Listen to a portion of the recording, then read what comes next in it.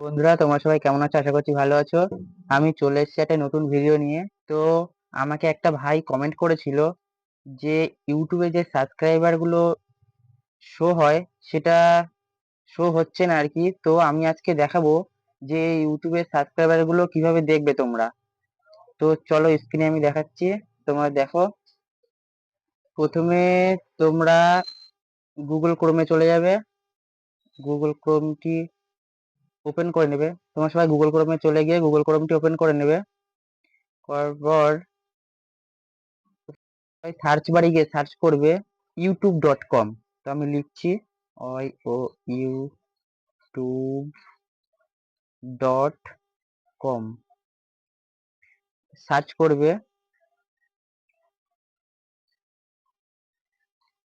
Search করার পরে এরকম একটা ইন্টারফেস আসবে। এই উপরে কোনাতে থ্রি ডট আছে, এই থ্রি ডটে ক্লিক করবে। থ্রি ডটে ক্লিক করার পরে এখানে ডেস্কটপ সাইট বলে একটা অপশন আছে, ডেস্কটপ সাইটটি অন করে নেবে। তো ডেস্কটপ সাইটটি ওপেন হওয়ার পরে এই যে কোনাতে চ্যানেলের যে লোগোটা দিচ্ছে এই লোগোতে ক্লিক করবে। ক্লিক করার পর এই যে দেখতে পাচ্ছে, এই যে দেখতে পাচ্ছ ভিউ ইওর চ্যানেল আছে, এখানে ক্লিক করবে। এখানে কিন্তু আপনার যে ইউটিউব চ্যানেলটি শো করবে। তো এই কাস্টমাইজ চ্যানেল করবে, তোমরা এই যে কাস্টমাইজ চ্যানেল আছে এখানটায় ক্লিক করবে।